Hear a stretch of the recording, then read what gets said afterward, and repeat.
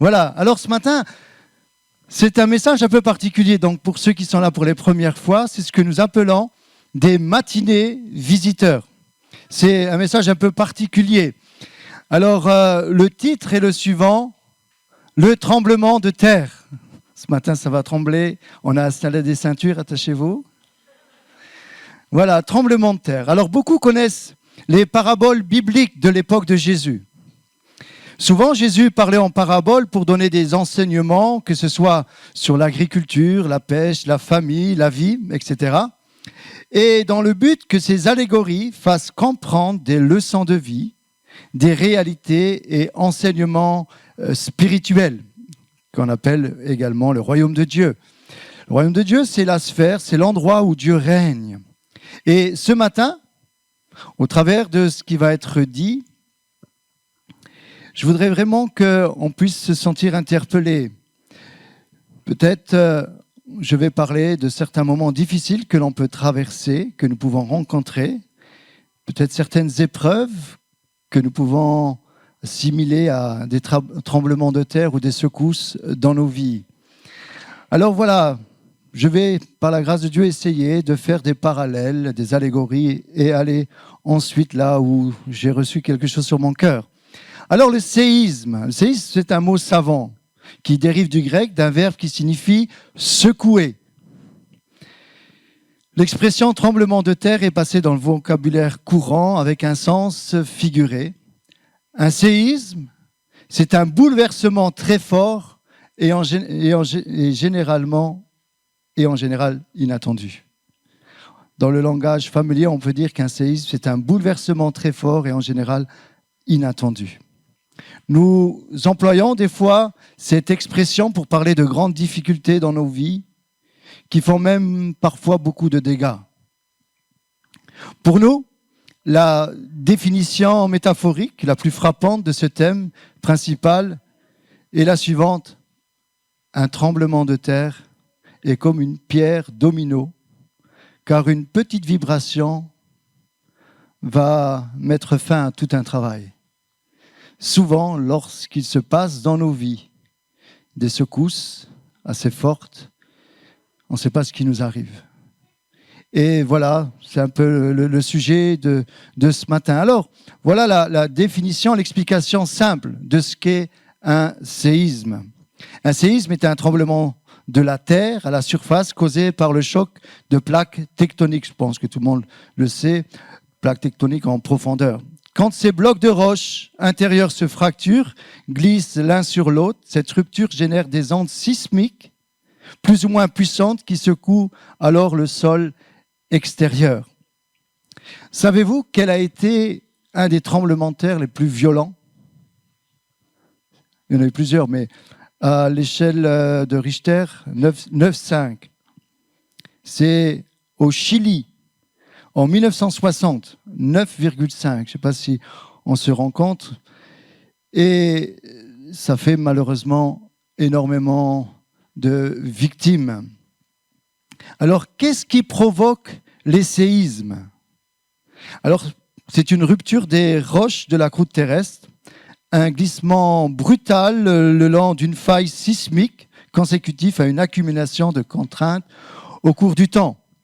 Lors de la rupture, l'énergie accumulée se libère soudainement et se disperse dans toutes les directions de l'espace sous forme d'ondes. Ce sont des mouvements entre plaques tectoniques qui sont la principale force à l'origine des séismes.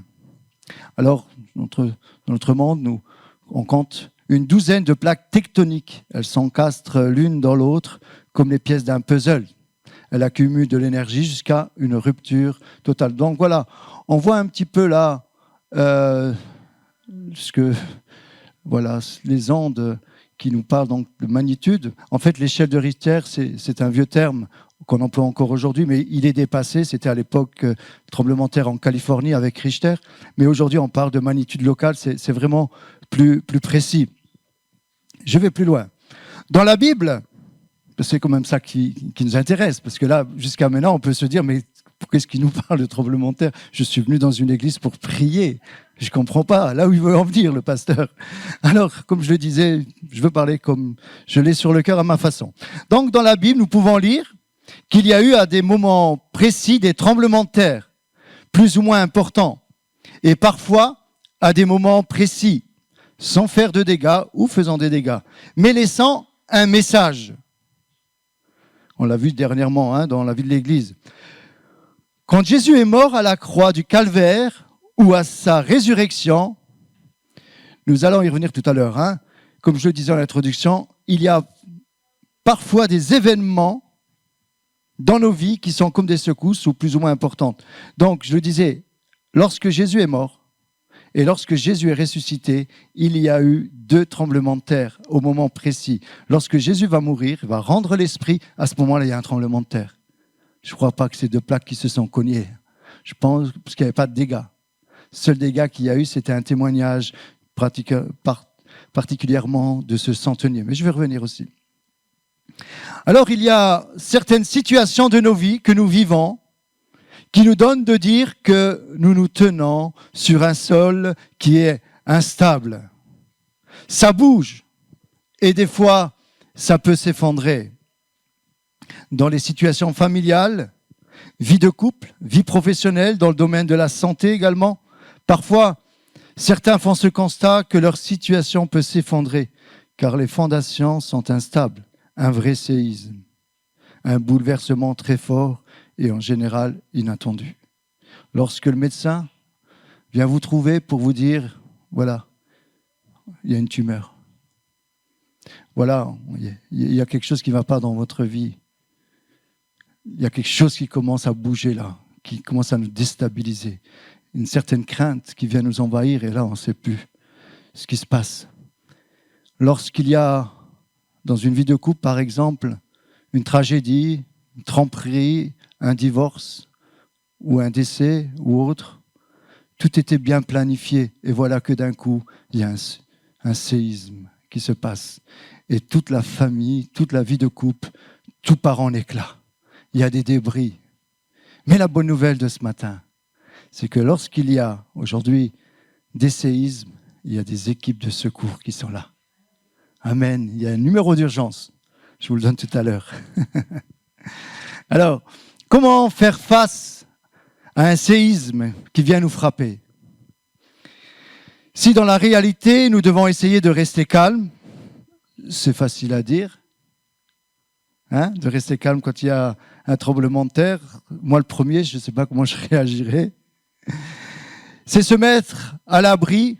Et bien sûr, quand tu es sur les secours, j'ai vu hier un petit peu là à l'école, on apprend aux enfants à se mettre sous la table. Bon, il faut qu'il y ait de bons pieds. Et dans les séismes de nos vies, également, ce qui est important, c'est de rester calme. De rester calme et se mettre à l'abri sous la protection divine. Et c'est là la bonne nouvelle. La bonne nouvelle, c'est que la Bible nous parle de plein de promesses, mais on est étranger à ces promesses. Il y a par exemple le psaume 21 qui dit « Je lève les yeux vers les montagnes, d'où me viendra le secours me vient de Dieu. » Alors, lorsqu'on comprend que dans les épreuves de notre vie, on peut compter sur Dieu, on peut s'appuyer sur lui, l'épreuve devient différente. L'épreuve est là. On n'est pas dans le déni, mais on sait qu'on ne sera pas seul à traverser l'épreuve. Et c'est ce qui fait toute la différence. Alors, dans certains pays, il y a de nouvelles normes de construction à cause de cela. Les fondations sont plus importantes. Les calculs des ingénieurs béton sont différents. Les ferraillages sont plus gros, plus importants. Et même la construction est différente. Tout est lié. Les poteaux, les fondations, les dalles, c'est ce qu'on appelle des chaînages. Et bien sûr, il y a d'autres techniques qui vont permettre que lorsqu'il y a un tremblement de terre, ça tient. Il y a eu d'ailleurs à Tokyo un séisme en 2011, à Tohoku, excusez-moi la prononciation, et grâce au génie parasismique japonais qui a fait ses preuves, aucun bâtiment ne s'effondre alors même que la magnitude est de 9 sur l'échelle de magnitude du moment. C'est simplement pour dire que dans nos vies, Lorsque nous avons de bonnes fondations, cela va permettre d'être ferme lorsque nous serons secoués par les épreuves de la vie. Malheureusement, aujourd'hui, on continue à bâtir sur des petites fondations. Même dans la réalité, on veut faire des économies. On met pas assez de béton, pas assez de ferraillage. Et lorsqu'il y a des fissures qui apparaissent, des lézards, on se dit, mais purée, j'aurais dû mettre plus de béton dans les fondations. Maintenant, c'est en béton. Donc, voilà. Bon, pour ceux qui ne connaissent pas mes jeux de mots, ma famille sont au courant. Bon, je vais plus loin. François, c'est là? Elle est fan de mes jeux de mots.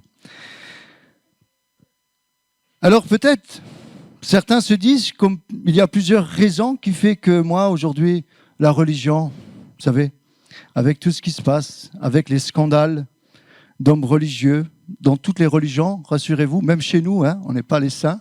Il ne faut pas croire que les évangéliques, parce qu'on est protestants évangéliques, tout est parfait. Hein, c'est pas juste de dire cela. Il y a des valeurs et chacun peut mettre en pratique ou pas. Mais malheureusement, dans beaucoup d'endroits, de religions, il y a des mauvais témoignages qui sont rendus et à cause de cela, les gens se disent bah, si c'est ça la religion, moi ça ne m'intéresse pas. Et vous avez raison. Mais la différence, ce matin, je ne veux pas parler de religion.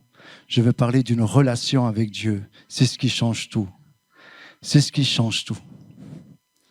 Et je crois que si la plupart sont ici ce matin, c'est tout simplement parce que les uns et les autres ont fait des expériences, ont une vraie relation. Hein. Merci Martine, merci Alexandre pour vos témoignages. C'est vraiment encourageant. Alors pour... Ah oui, celle-là, elle est bonne. Ah, là, je vais vous coincer, là. Là, je crois que je vais en coincer plusieurs. Est-ce que vous connaissez, donc aujourd'hui, on mélange le profane et le sacré. Est-ce que vous connaissez cette maxime « Aide-toi et le ciel t'aidera ». Alors ceux qui font le sondage, là, hein, Julie, tu t'étais, hein, que je leur ai donné la recette. Alors qu'est-ce que ça veut dire? Souvent, quand on parle avec des gens qui sont bien intentionnés, ils disent oui, moi, la religion, oui. Moi je dis, est-ce que vous avez lu la Bible? Il y en a qui me disent oui. Bon, moi, j'ai du mal à la lire, mais beaucoup disent qu'ils connaissent, ils n'ont pas trop de culture biblique, mais disent qu'ils ont lu la Bible. C'est pour me dire, allez, laisse-moi tranquille. Et ensuite, j'ai dit, mais cite-moi un passage de la Bible. Ils réfléchissent, c'est arrivé, hein. Aide-toi et le ciel t'aidera. J'ai dit, c'est dans quel endroit? Dans quel passage? Est-ce que vous savez dans quel endroit de la Bible ça se situe? Alors là, s'il y en a qui répondent, attention. Comment? Thomas. Il croit ce qu'il voit, ce jeune homme-là. Est-ce qu'il y en a qui connaissent les fables de La Fontaine? Non, c'est pas le corbeau. Le corbeau lui tenait un camembert, c'est pas ça. C'est le charretier embourbé. Le charretier embourbé, donc le charretier, c'est un vieux mot, hein. C'est celui qui conduisait un char, et voilà qu'à un moment, il est embourbé. Et vous savez ce qu'il va faire? Alors là, ça m'a scotché quand j'ai lu ça. Vous savez qui c'est qui va prier? Est-ce que vous savez? Lisez les femmes de La Fontaine, du moins. Il va invoquer Hercule. Il va invoquer Hercule pour qu'il le sorte de là. Bon, c'est simplement pour dire que des fois, il y a un mélange, vraiment, et on est complètement à côté. Mais cette expression nous enseigne quelque chose quand même, parce que dans le langage populaire, elle a plusieurs sens. « Et toi et le ciel t'aidera » signifie qu'il est important de faire des efforts et de prendre des initiatives pour résoudre ces problèmes. Vous l'aurez compris, il ne suffit pas de se reposer sur la chance ou sur l'aide des autres. Cela ne vient pas de la Bible. Mais il est vrai que la Bible nous appelle à bouger. Aide-toi, moi je dirais plutôt, bouge-toi et tu verras le ciel. C'est ma nouvelle traduction. Voilà. Alors, savez-vous que la terre tremble en permanence? Devinez combien de fois par an? Il y a un lot, hein, pour celui qui trouve. Oh. Sergio. Non, tu es à côté là. J'étais scotché, hein. J'étais secoué quand j'ai lu ça. 100 000 fois. Il y a 100 000 secousses par an. Alors, il y en a que l'on sent, il y en a d'autres qu'on ne ressent pas. Alors, quelque chose qui m'a vraiment fait sourire, c'est la semaine dernière. Est-ce que vous savez qu'il y a eu un tremblement de terre en Italie? Je ne sais pas si tout le monde est au courant. Il y a eu un tremblement de terre en Italie, dans la région de Perugia, pas de Rome. Magnitude 6, 6,1, bon, ça dépend la police, je dirais. Bon, bref. Et 6,1, et c'est descendu à Naples à 4,5. Et c'est descendu encore plus bas en Calabre. Mario m'a montré, c'était mardi ou mercredi matin, je ne sais plus, de mardi à mercredi matin. Il m'a montré, il me dit, mais tu sais qu'il y a eu un tremblement de terre chez nous en Calabre, à Cosenza, donc c'est notre région. Alors j'ai tout de suite appelé mon cousin. J'ai dit que ça va? T'es pas trop secoué? Il a commencé à rigoler. Parce que chez lui, ça s'est à peine ressenti. Hein. Mais à Perugia, malheureusement, ils n'ont pas rigolé. Hein. Il y a eu un tremblement de terre. Il me dit, oui, un peu plus loin de chez nous, là, pas loin de Cosenza. Et il me dit, ce matin, ma femme, quand je me suis levé, elle me dit, mais qu'est-ce que tu as bougé cette nuit? En fait, il y a eu le tremblement de terre et sa femme pensait que c'était lui qui bougeait. Des fois, c'est un peu ce qui se passe. Alors, je vais plus loin, si vous voulez bien. Savez-vous qu'il y a à la mort, comme je disais tout à l'heure, et là nous allons lire un passage biblique dans Matthieu 27, 50 à 54, à la mort de Jésus et à sa résurrection, comme je disais, il y a eu un tremblement de terre. Tu veux afficher?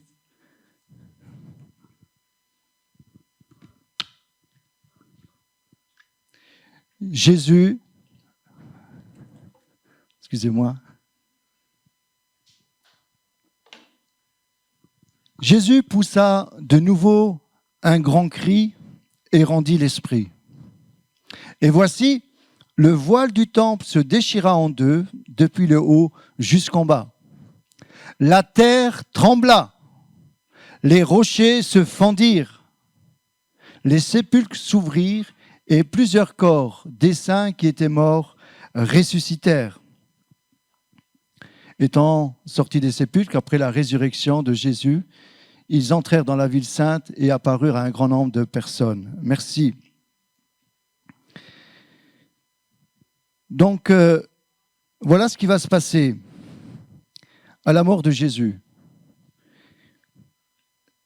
C'est un tremblement de terre qui donne un message. Dans les 4 évangélistes, pour ceux qui lisent un peu la Bible, il y a Matthieu, les 4 évangiles, Matthieu, Marc, Luc et Jean. Il n'y a que Matthieu qui va parler de tremblement de terre. Donc, ça démontre que ce n'était pas si important que ça au niveau des dégâts, mais ça avait une importance. Au moment, il nous est dit que Jésus à la croix, donc imaginez, il y avait un centenier, donc cet officier romain qui avait sous sa garde une centaine de soldats, il va être là pour juger de ce qui se passe. Et là, ça rigolait pas. Hein. Donc, il fallait qu'il soit mort, que ce soit approuvé, il fallait qu'il n'y ait pas de sentiment, il fallait respecter l'ordre des choses et tout. Donc, lorsque les crucifiés, par exemple, étaient en agonie et qu'il fallait que leur mort s'accélère, on leur frappait, on leur cassait les jambes, ça accélérait le processus pour qu'ils meurent. Et voilà que il y a, avant que donc Jésus était entouré de 2 brigands, voilà que Jésus, lui, décide du moment où il va rendre l'esprit. Au moment où il va rendre l'esprit, donc c'est lui qui décide du moment de sa mort. Au moment que Jésus expire, la terre tremble. Au moment même. Au moment même, il y a d'autres choses, c'est trop lent pour en parler maintenant. Il y a le voile du temple qui se déchire. Il y a des rochers qui vont se fendre et des sépulcres qui vont s'ouvrir. C'est assez puissant ce qui va se passer. Mais simplement pour revenir au voile du temple, pour qu'on puisse comprendre ce matin. Le voile du temple, il y avait le temple à Jérusalem. Tous les pèlerins venaient un peu de partout. Et lorsqu'il y avait les grandes fêtes religieuses, ils étaient là, ils entraient dans le temple. Et voilà que dans le temple, il y avait 3 parties. Il y avait ce qu'on appelle le parvis, le lieu saint et le lieu très saint. Donc dans le parvis, on pouvait amener les sacrifices, des sacrifices qu'on apportait à Dieu. Il y avait l'autel des sacrifices à l'extérieur. Il y avait ensuite uniquement les prêtres qui pouvaient rentrer dans le lieu saint. Dans le lieu saint, il y avait le chandelier, il y avait des pains de proposition, des pains où on rappelait quelque part la sortie d'Égypte. Bon, je ne rentre pas dans toutes ces choses-là qui nous parlent de Jésus en réalité. Et il y avait le lieu très saint. Peut-être, je ne sais pas trop ce que ça veut dire, mais retenez cela. Donc, il y avait 3 parties. Et dans le lieu très saint, il y avait donc le voile, il y avait un grand voile assez épais, plus de 10 cm, d'après certains. Il y avait un grand voile très épais qui ne permettait pas aux personnes, aux prêtres, de passer du lieu saint au lieu très saint. Et dans le lieu très saint, il y avait ce qu'on appelait le tabernacle qui nous parle de la présence de Dieu. C'est ce fameux coffre. Pour ceux qui ont regardé Indiana Jones, la recherche du coffre, là, c'est ça. T'as vu, Théo, Indiana Jones? Non, sérieux. Laisse tomber. L'arche de l'Alliance, peut-être vous connaissez. Et donc, dans cette arche de l'Alliance, le grand prêtre pouvait passer une fois par an avec les cendres et le sang d'animaux et les mettre entre les 2 chérubins. Bon, c'est long à expliquer, mais c'est simplement pour dire que les grands prêtres amenaient le pardon qui était fait au travers de l'expiation d'animaux. Ils prenaient ce sang et ils le mettaient dans le lieu très saint. Une fois par an, ils avaient le droit d'y entrer avec le sang pour le pardon de tout le peuple. Et cela nous parle que Jésus, à la croix, lorsqu'il est mort, il a pris sur lui nos péchés et par ses meurtrissures, le sang qui va couler, si nous l'acceptons, c'est comme si nous prenons ce sang et nous le mettons de l'autre côté sur l'arche de l'Alliance. Et au moment où Jésus va expirer, le voile du temple va se déchirer, mais du haut jusqu'en bas. Cela voulait dire que l'accès au lieu très saint était maintenant prêt, accessible à tout le monde. Et ça, c'est la bonne nouvelle aujourd'hui. La bonne nouvelle aujourd'hui, c'est que nous pouvons aller, plus besoin d'aller derrière le voile, nous pouvons aller là où nous voulons, chez nous, dans notre chambre, à l'église, dans notre voiture, là où nous avons un cœur bien disposé et nous pouvons faire une rencontre avec Dieu. Lorsque nous demandons à Dieu pardon pour le mal qu'on a pu faire, pour les péchés qu'on a commis, lorsqu'on demande pardon à Dieu, parce que nous aussi, il faut le dire, on a pu déclencher des tremblements de terre et des séismes. On a peut-être été victimes, mais nous aussi, nous avons créé par moments des secousses dans les vies des uns et des autres. Et donc la bonne nouvelle de ce matin, c'est de dire que Dieu nous aime. Et lorsque Jésus est mort à la croix, il y a eu ce tremblement de terre qui va attester que c'était quelque chose de particulier qui se passait et de spirituel. Dieu attestait ce qui se faisait. La terre va trembler. Et voilà que ce centenier qui va observer ça, lui qui avait l'habitude, il va dire, assurément, cet homme était le Fils de Dieu. Il va reconnaître, Jésus, c'est pas comme un homme.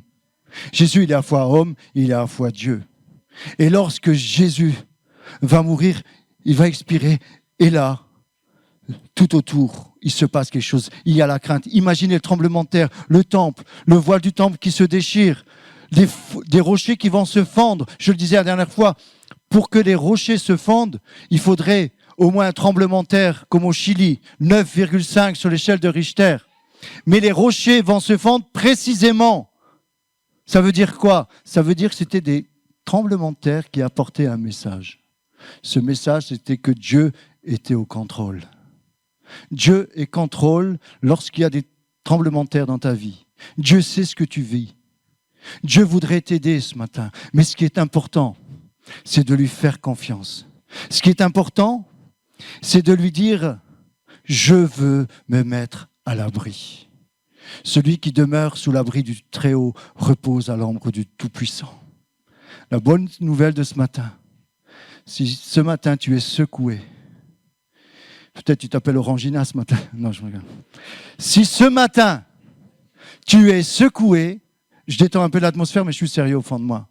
Si ce matin tu es secoué par une épreuve de la vie, j'aimerais te dire, Dieu est capable de te calmer, de te mettre au large, de te mettre à l'abri et de t'aider à reconstruire. Parce qu'après le tremblement de terre, il faut reconstruire. Je vais dans la deuxième partie du message, je vais plus loin. Alors, lorsque il y a des tremblements de terre, donc là j'ai parlé, lorsque Jésus est mort, la terre a tremblé, mais également, je vais lire un deuxième passage, lorsque Jésus va ressusciter 3 jours après, il y a à nouveau un tremblement de terre ciblé. Un tremblement de terre qui va à nouveau donner un message. Un petit tremblement de terre qui va faire rouler une pierre, celle du tombeau de Jésus. On va le lire si vous voulez bien, dans Matthieu 28, de 1 à 6.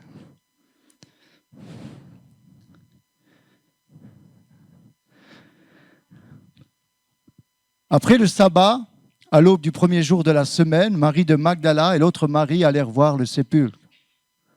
Et voici, il y avait un grand tremblement de terre, car un ange du Seigneur descendit du ciel, vint rouler la pierre et s'assit dessus. Son aspect était comme l'éclair et son vêtement blanc comme la neige. Les gardes tremblèrent de peur et devinrent comme morts. Mais l'ange prit la parole et dit aux femmes, « Pour vous, ne craignez pas, car je sais que vous cherchez Jésus qui a été crucifié. Il n'est point ici, il est ressuscité, comme il avait dit, venez et voyez le lieu où il était couché. Il n'est point ici. Il n'est pas dans le tombeau. Jésus n'est pas mort. Jésus est ressuscité. Ça, c'est la bonne nouvelle. L'ange va dire, mais il n'est pas... Si vous cherchez Jésus, adressez-vous à un Jésus qui est mort. Et lorsque vous vous adressez à lui sur une croix et que vous voyez Jésus sur la croix, il y en a encore qui prient, ils ont besoin de ce support, j'aimerais vous dire que Jésus n'est plus sur la croix. Jésus est sorti du tombeau. Nous avons été en Israël, nous avons vu le tombeau, il est vide. Et Dieu va attester sa résurrection par cette pierre qui va bouger. Au moment de la résurrection de Jésus, il y a un tremblement de terre. Précis, qui ne va pas faire de dégâts, si ce n'est dans le cœur de ces gardes qui sont là comme morts, pour qu'ils comprennent que ce qu'ils vont faire après même n'était pas juste. Ils vont mentir en disant que c'est les disciples qui sont venus enlever le corps. Dieu va attester ce qui va se passer par un autre tremblement de terre. Je vais plus loin, je n'ai pas le temps de trop rentrer dans les détails. Mais là, maintenant, je vais, comme je disais dans la deuxième partie. Lorsque nous entendons parler dans les médias de tremblements de terre, nous entendons parler, en tout cas moi, c'est ce que je retiens souvent, de 3 mots. C'est les hypocentres, épicentres et magnitude. Hypocentre, épicentre et magnitude. Alors, c'est quoi ? L'hypocentre, c'est ce que l'on ressent à la surface du sol, c'est appelé les ondes sismiques. Elles proviennent des profondeurs où les roches se cassent, c'est le point de départ, appelé le foyer. C'est le point à l'intérieur de la Terre où le séisme prend naissance. Pendant que je lis, vous pouvez faire des parallèles avec votre vie. L'épicentre est le point à la surface de la Terre directement au-dessus de l'endroit où le séisme se déclenche. Il est situé au-dessus et à la verticale de l'hypocentre, point souterrain représentant la zone origine du séisme. On le voit bien là. Et il y a la magnitude, nombre qui caractérise l'énergie d'un séisme. Je parlais tout à l'heure de l'échelle de Richter qui permet d'évaluer l'énergie libérée par un tremblement de terre et de dégâts. Tu peux peut-être mettre l'échelle de Richter. Alors, voilà, je vais lire mes notes. Donc, de 1 à 3, c'est un séisme qui est à peine ressenti par les personnes. C'est ce que je pense a vécu mon cousin. De 4 à 5, il est nettement ressenti, mais cause peu de dégâts. De 6 à 7, il est destructeur. Pas tout à fait destructeur, parce qu'apparemment, en Calabre, il n'y a pas eu trop de dégâts, et là, ils disent que c'est destructeur. Bref, à 8, il est plus ressenti sur une grande distance, et à 9, et au-delà, il est dévastateur. Toutes les structures sont détruites sur une large superficie. Alors, je voudrais terminer mon message, je ne veux pas être trop lent, en faisant encore des parallèles, des allégories avec ces 3 mots. L'hypocentre. L'hypocentre, c'est là où le foyer a commencé et à quelle profondeur les roches ont commencé à se casser. Est-ce que dans ta vie ce matin, tu peux dire que le séisme qui est venu dans ta vie est parti d'une situation précise, qui a commencé à se fracturer, et peut-être tu peux dire que tu n'as pas pris garde aux secousses qui prévenaient le tremblement de terre. Est-ce que tu peux localiser le foyer du tremblement de terre de ta vie ce matin? Ça commence par une prise de conscience, par une analyse, pour pouvoir travailler. L'épicentre, c'est le point souterrain représentant la zone de l'origine du séisme. Tu sais l'endroit précis où part le danger, où il se situe, et tu sais que tu dois te mettre à l'abri. Tu dois te mettre à l'abri. Voilà une parole pour une personne ce matin. C'est le point représentant la zone d'origine du séisme. Tu sais l'endroit. Tu sais maintenant où se situe l'épicentre. Mais tu ne sais pas comment réagir, comment t'en sortir. Alors, cet autre mot va nous aider. C'est cette échelle, donc la magnitude.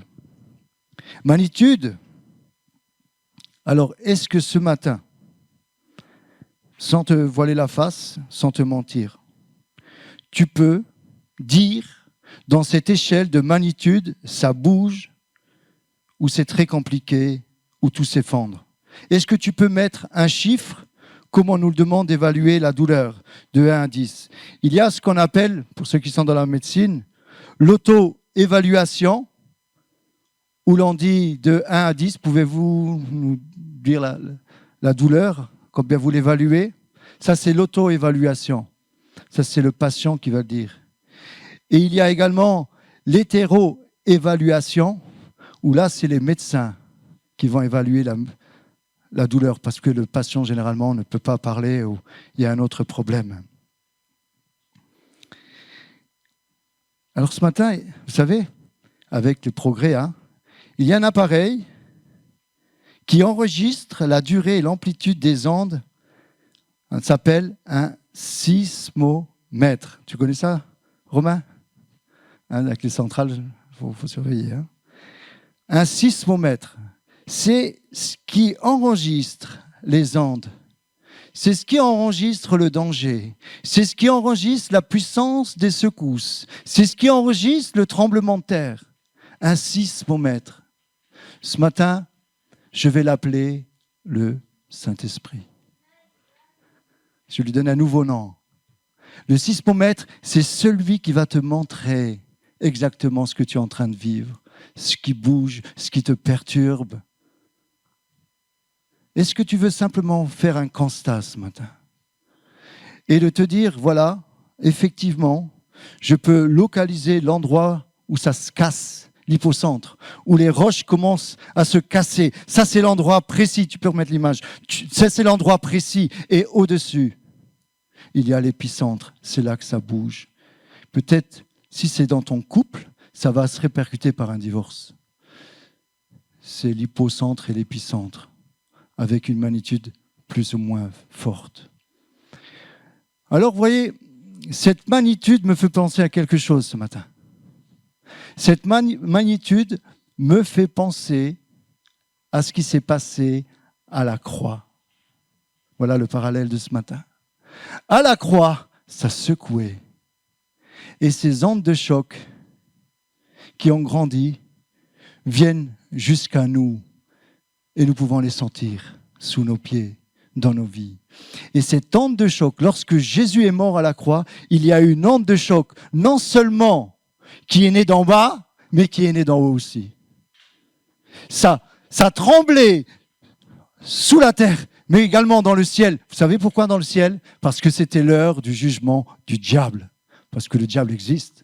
Il a été jugé à la croix. Il y avait tous les démons autour de la croix. L'heure, la Bible dit, que les démons ont été livrés en spectacle. Le diable a été livré en spectacle. Les puissances ont été livrées en spectacle à la croix. Dans cette onde de choc, la croix a bouleversé le ciel et bouleversé la terre. Et ce matin, c'est notre message. Notre message, c'est que cette onde de choc peut te toucher si tu ouvres ton cœur. Cette onde de choc peut te montrer que tu es en train de trembler réellement, mais tu te caches ou tu te voiles la face, ou peut-être tu subis.